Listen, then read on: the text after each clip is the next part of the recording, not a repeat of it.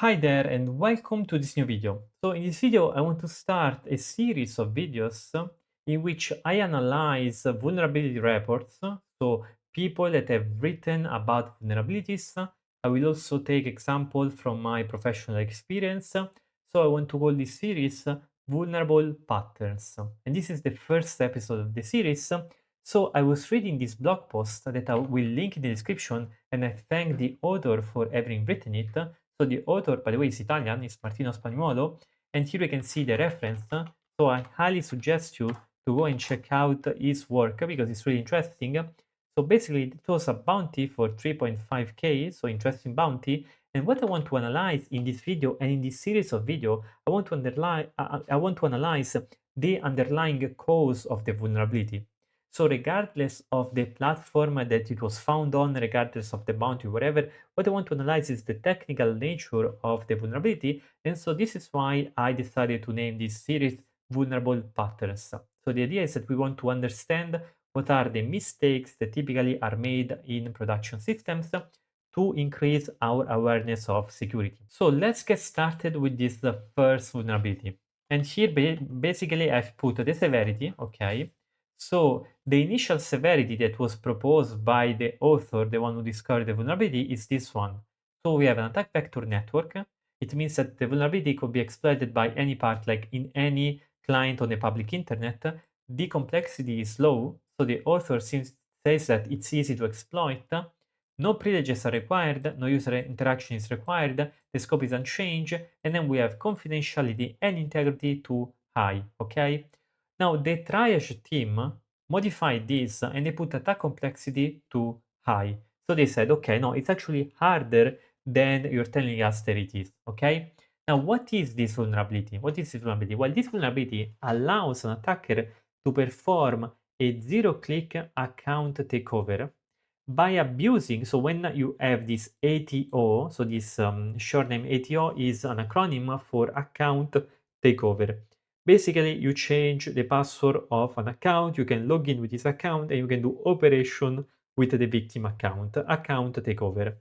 Now, in this platform, which was a gambling platform, I believe, but regardless of the nature of the platform, basically the idea is that you had password reset tokens, right? You have password reset functionalities. However, these tokens were not bound to the entity that they were issued for. So basically, with an account, you could request these tokens, but you could use these tokens to change the password of another account. Now, this kind of pattern is, you can find it very often when you have complex operations, multi-step operations with flows with multi-step requests and responses, and you need to bind tokens, secrets, and things of the sort. If they are not binded, you can have this kind of attacks. Now, to perform the attack, you have two requirements. You need to have a normal account because you need to generate a proper password reset token, and then you need to know the email of the victim. Okay, so that's the idea. Now, what's the proof of concept? How does it work? And by the way, all of this is taken from the blog, which I highly suggest you to read. I'm going to put links in the description. My idea is in the long term, we're going to find a bunch of different patterns and I'm going to put them into a single sort of like database for quickly learning about the different vulnerabilities. So what's the idea? Here we have two accounts. We have the attacker account and we have the victim account. So we say account A and account B, okay? So we have 4 step, right? 4 step means 4 set of request and response. So the first step is from the attacker, you will generate an OTP for account A. So to change the password basically. So you say, look, generate an OTP. Here you say, look, the transaction type is recovery password. So I want to recover my password. And here you put your username and your email. Okay, attacker@example.com. And the channel is email. Because, okay, so this is the idea. Then here is going to be the response.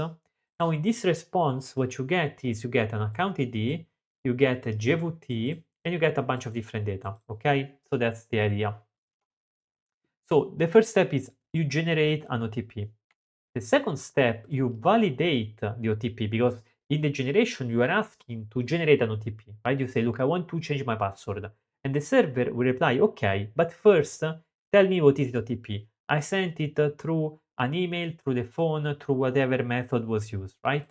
So in this case, I believe the method was probably the email, since the channel that was requested was email. So you put the email, you say, look, send an OTP over this email, right? So that's the idea.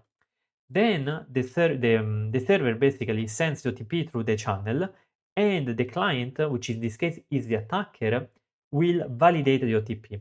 So here we have an API OTP core MS v1 validate. It is an application JSON. Here we have the value of the OTP, and here we have the email of the attacker, right? And here we have the channel and the transaction type. So this is to say, look, I have the OTP, I own this communication channel.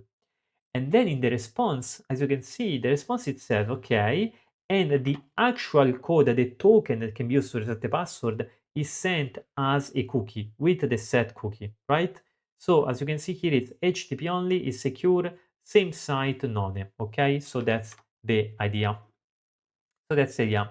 Now, step 3, you actually want to generate a reset at this time, not for the account of the attacker, but for the account of the victim.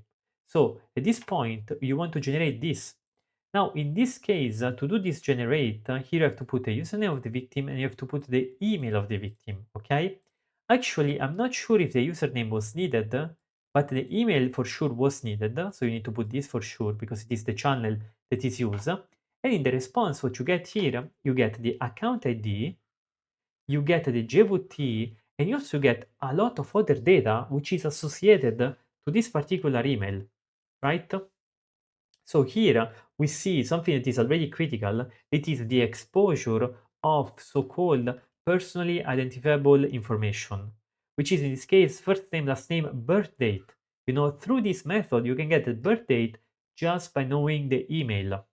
Now, the application should not really send all this data because this endpoint is not really authenticated. You can access this endpoint without cookie, without JWT. Anyone can just put the email of the victim and they will get all this data related to the victim, right? Which is a leak of PII. So that's the first thing. However, this is not the main vulnerability, of course, because the last step is once you generate this OTP, now the attacker technically does not have access to this email, so he cannot really go into the email and read the OTP.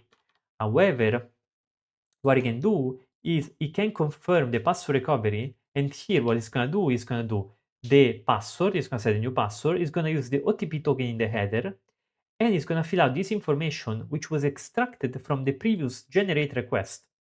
So the generate request was useful to obtain this data, which is needed to do the password reset, right? And the vulnerability here, as you can see, the response in this case is okay, you're good. The problem is that this OTP token was not generated for this account ID. It was generated for the attacker account ID, not for the victim account ID. And so as you can see here, there is a clear pattern that we can see. So we are generating a token with one account, but we are using it with a different account. Now to use it with this different account, however, we needed two more information, which is a JWT and an account ID, and it turns out that we can obtain this information by knowing the email. So the information flow is we start with the email, we obtain JWT and the ID, and then we use this plus the token, we use all of this information to do a password reset, right? To do a password reset, and at this point we have the ATO, we have the account takeover, and we are good to go, and we're good to get a bounty, basically. So that's the idea. Now, in terms of remediation, of course, there are two things to do. First, the OTP token must be binded to the requesting fields present in the validate. Here, when we are validating the request, here we are putting an email.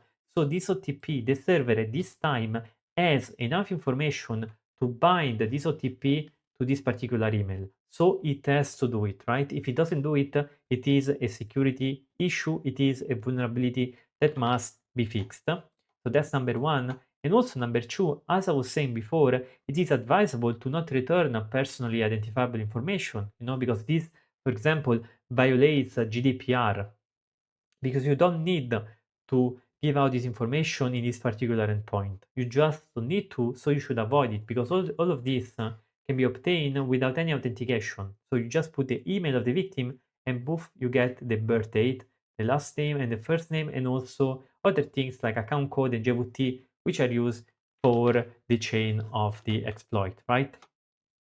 So let me know what you think of the series. Let me know if you enjoy it. If you find, for example, cool blog posts that discuss cool vulnerabilities and we can extract some patterns, some useful patterns, feel free to share and we can create and I can create some content on the matter. And yeah, so basically I'm also gonna use some of my personal experience on this in the future. I'm gonna do reading stuff that I find enjoyable and just gonna bring this kind of series that is focused on really understanding the pattern behind the vulnerability. And so this is vulnerable patterns number 01. Thank you very much for watching. If you enjoy my work, there is a Patreon link in the description, and I also have courses on web exploitation and on Linux privilege escalation. Thank you very much, and courses are on Udemy, links in the description. Thank you very much, and to the next video.